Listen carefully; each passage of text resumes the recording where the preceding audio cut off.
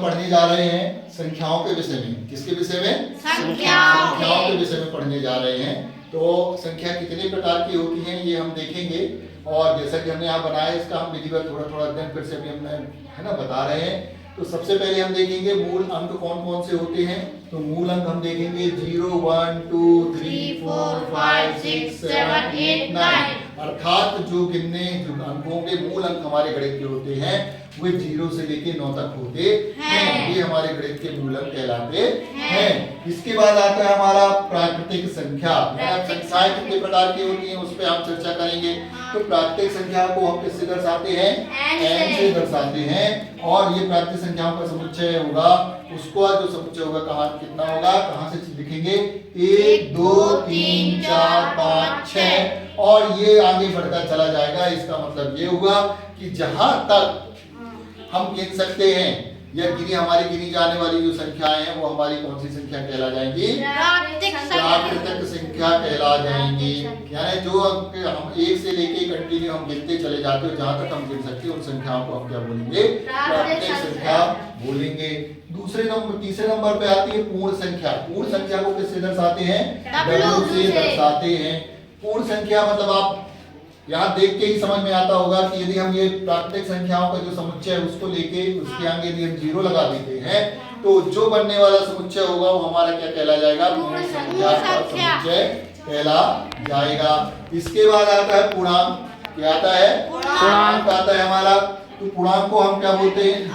आई से आई मतलब इंटीजर होता है। इंटीजर्स नंबर हो गए।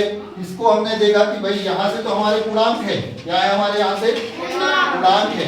यदि हम उसमें ऋणात्मक संख्याएं और लगा देते हैं, ऋणात्मक संख्या और आ जाती है हमारे साथ, तो वो संख्याओं का जो समुच्चय बनेगा वो कौन सा समुच्चय बन जाता है? पूर्णांक बन जाता है। क्या बन जाता है? पूर्णांक। इसको हम इस प्रकार से भी लिख सकते हैं 0 +- 1 +- 2 +- 3 इस प्रकार से भी लिखा जा सकता है।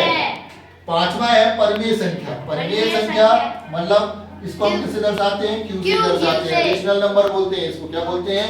रेशनल नंबर बोलते हैं। अब रेशनल नंबर इसको हमारे पास दर्शाने का तरीका ये होता है जैसे P/Q के रूप में दर्शाया जाता है, अर्थात अंश बटे हर के रूप में।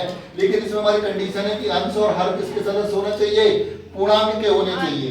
एवं Q ≠ 0। Q का मतलब ये होगा कि हर 0 के बराबर न हो, अर्थात वह संख्या जिसे अंश बटे हर के रूप में लिखा जा सकता है। कौन सी संख्या कहला जाएगी? परिमेय संख्या कहला जाएगी। इसके बाद आता है छठवां अपरिमेय संख्या। इसे Z से दर्शाते हैं। किससे दर्शाते हैं? Z से दर्शाते हैं। और इसको यानी इस प्रकार की जो संख्या में करनी 3, पाई, करनी 2, थीटा इस प्रकार की जो संख्याएं हमारी जो होंगी वो किसको कौन सी संख्या कहला जाएंगी? अपरिमेय संख्याएं कहला जाएंगी। लास्ट में आता है वास्तविक संख्या। तो वास्तविक संख्या हमारी क्या कहला जाएगी? इसे हम R से दर्शाते हैं। R मतलब रियल नंबर होता है। परिमेय और अपरिमेय का जो योग होगा यानी इन दोनों को यदि हम मिला दिया जाए परिमेय संख्या, परिमेय हमारी क्या कहला गई? ये जितनी संख्या होंगी ये सब क्या हो जाएंगी? परिमेय संख्या के अंदर आएंगी। अपरिमेय अलग इन दोनों को यदि मिला दिया जाता है तो हमारी क्या हो जाती? वास्तविक संख्या हो जाती है। तो इसके बाद हम इसको थोड़ा सा चार्ट देखते हैं कि चार्ट के द्वारा यदि हम देखा जाए तो किस प्रकार से। तो देखो यदि हम सबसे छोटा चार्ट देखेंगे तो ये हमारा हो जाएगा प्राकृतिक संख्या का चार्ट हो जाएगा। फिर इसके बाद यदि हम इसको देखें कि 0 मिलाया था तो यदि हम इसको 0 इसमें और ऐड कर दें तो हमारा कौन सा हो जाएगा? W हो जाएगा। आप भी देखते हो कि हमने 0 इसमें मिलाया है तो W मतलब पूर्ण संख्या के अंदर हमारी कौन सी संख्या होगी? प्राकृतिक संख्या होगी, है ना।